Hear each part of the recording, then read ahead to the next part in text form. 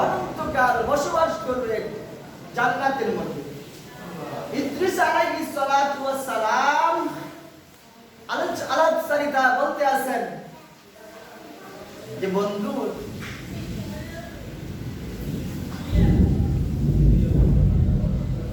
জান্নাতটা কিরকম আমি তো দেখলাম না, আমি একজন পয়গম্বর, আমার একটা খায়াস, আমার একটা আকাঙ্ক্ষা, আমার একটা মনের বাসনা, আমি একটু জান্নাতটা দেখতে চাই।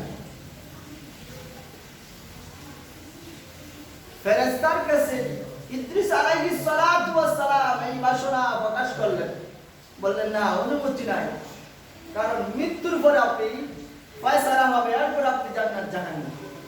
এরপরে অনুমতি আছে, আল্লাহ যাদেরকে অনুমতি দেয় তারা দেখার অনুমতি আছে। অনেকবার বলতে আছেন জিবরাইল আলাইহিস সালাতু ওয়াস সালাম আরেকদিন ইদ্রিস নবীকে নিয়ে জান্নাতে গেছেন। জান্নাত দেখে ইদ্রিস নবী অবাক হয়ে গেলেন, আশ্চর্য হয়ে গেলেন যে জান্নাত দেখে জান্নাত থেকে আর বাড়িতেছেন। বন্ধু, আপনি আমার বন্ধু, আপনি পয়গম্বর, আপনার কথা তো হ্যান্ডবেল হবে না, লড়সর হবে না, মিথ্যা কথা বলবেন না, আপনি তো কথা বলছেন দেখে চলে আসবেন। বন্ধু, এমন জায়গাতে আনছ দুনিয়াতে আর চাইতে মন চায় না, ইচ্ছা করে না,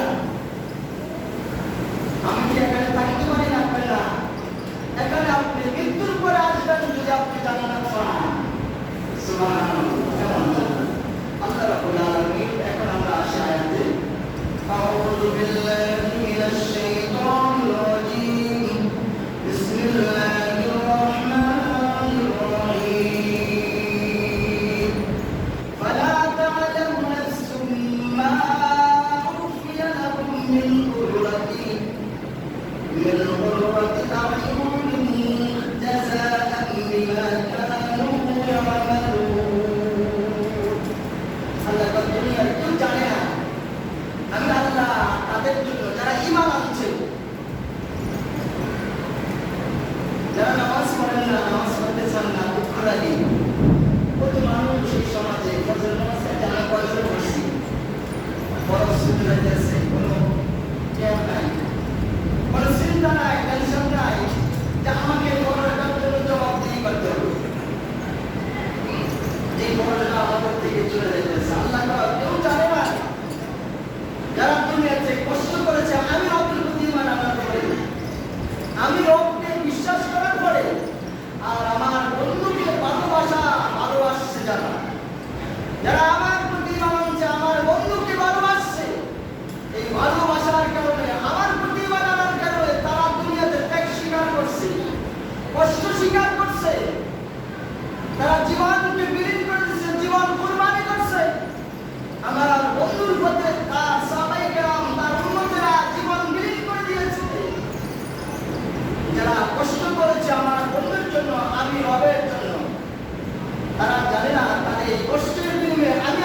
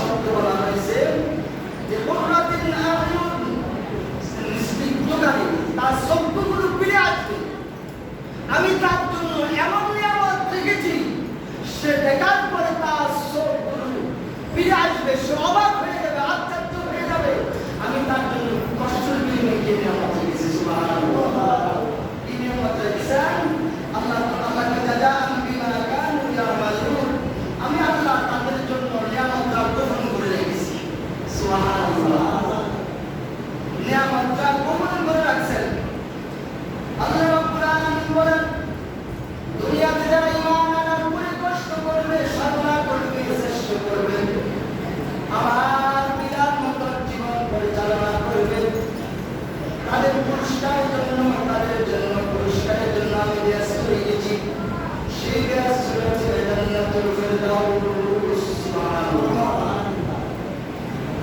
আল্লাহ রাব্বুল আলামিন অন্যত্র বলেন ইন্নাল্লাযীনা আমানু ওয়া আমিলুস সালিহাত কানাত লাহুম জান্নাতুল ফিরদাউস নুজুলা।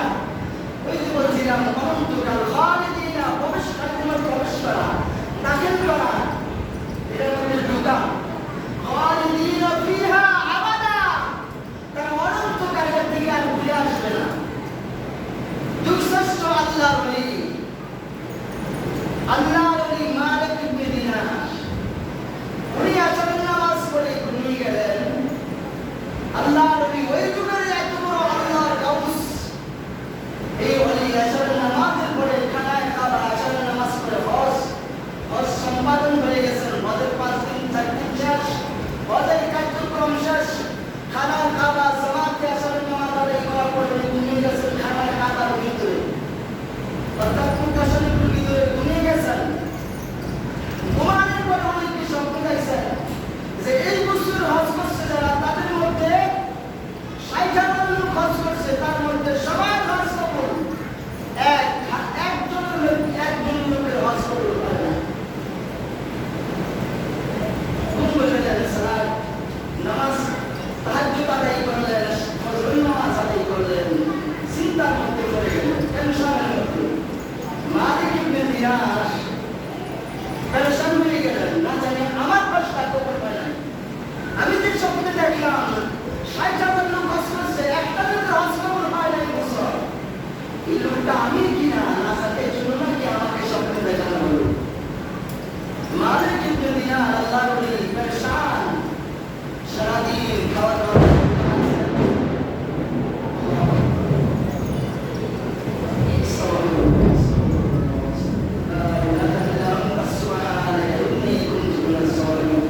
এখনো যারা বাড়িঘরে আছেন তাড়াতাড়ি চলে আসেন, যথাসময়ে আলোচনা শেষ এবং নামাজ আরম্ভ হয়ে যাবে।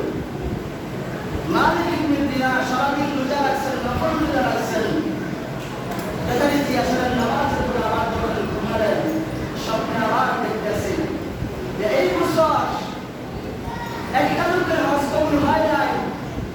ও মালিক ইবনে দিনার, তোমার হজ কবুল হয়েছে।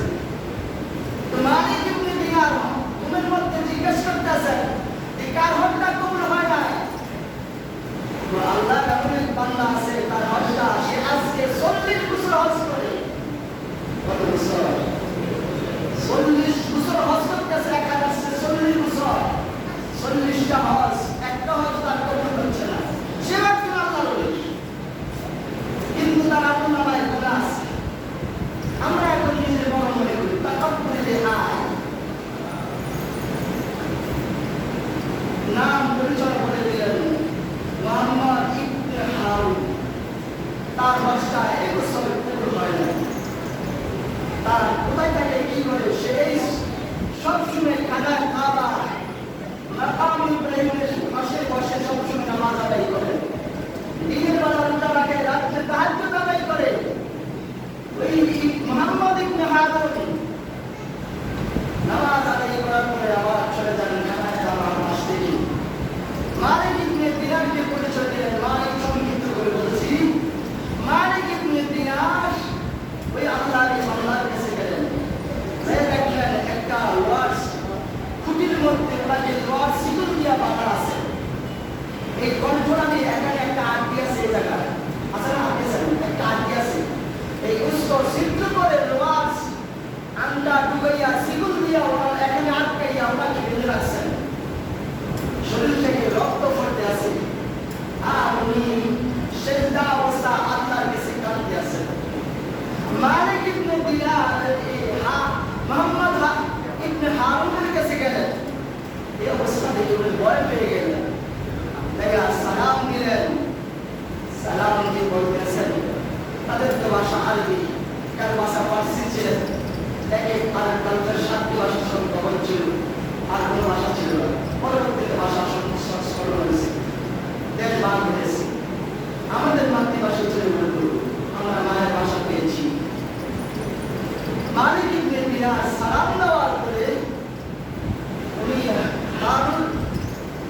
আল্লাহর বান্দা আল্লাহর ওলি সালামের জবাব দিলেন। সালামের জবাব দিয়ে বললেন, ভাই আপনি কে? কেন আসছেন আমার কাছে? কি দরকার আপনার? আমি আপনার এক নাখান্দা নিকৃষ্ট গুণা, আমি জমিনে গুণাগার। আমার কি অবস্থা দেখেন না? তো আমি খাওয়াবে দেখেছি, স্বপ্নে দেখেছি যে আল্লাহ রাব্বুল আলামিন আমাকে জানিয়ে দিয়েছে আপনার হজটা কবুল হয় নাই। আপনি কি? আমি আপনার পরিচয় জানি না। আমি জানি আমাকে সব সত্যি গোসল করে দেওয়া হয় যে তোমার হারুন তোমার হজ কবুল হয় না। আমার পরিচয় আমি একজন আল্লাহর গোলাম, আমি মালিকের নির্দেশ।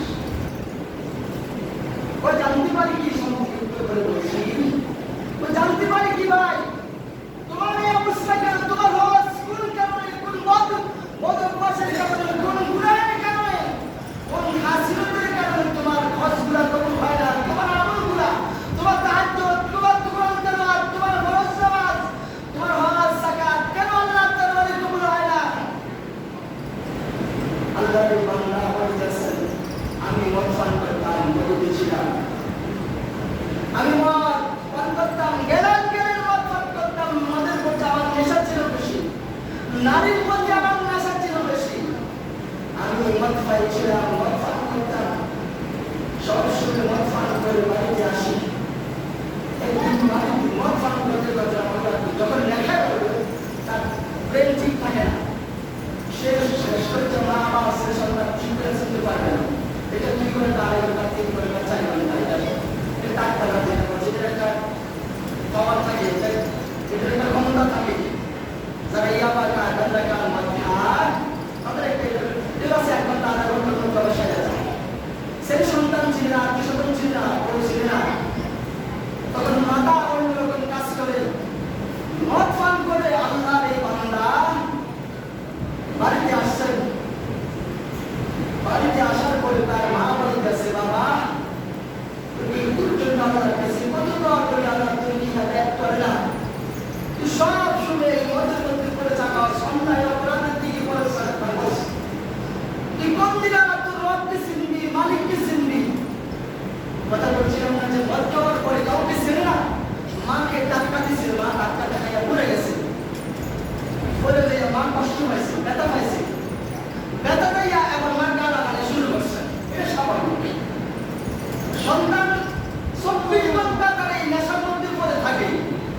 এরপরে সন্তানকে একটু বুঝ দিচ্ছেন, সন্তান মাকে ধাক্কা দিচ্ছেন, এই ধাক্কা শুনে মা পড়ে গেছেন, পড়া ব্যথা পাইছেন, ব্যথা পাইয়া এখন মহিলা মানুষ তো ধৈর্য ধরতে পারে না, সন্তানকে আবার বর্ষনা করতেছেন, গালি দিতে আসেন।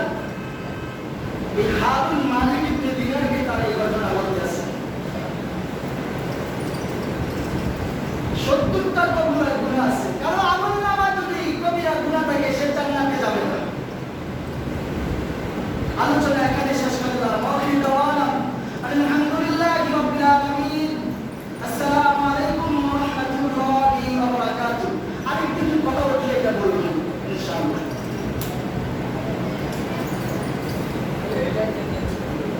দুসারে ডাকতে যেতে কতটা লাগে?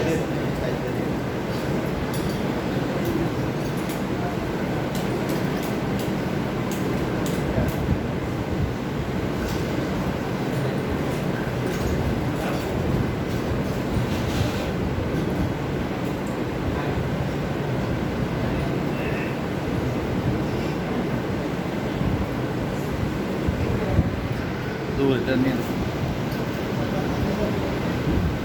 বন্ধ করছেন।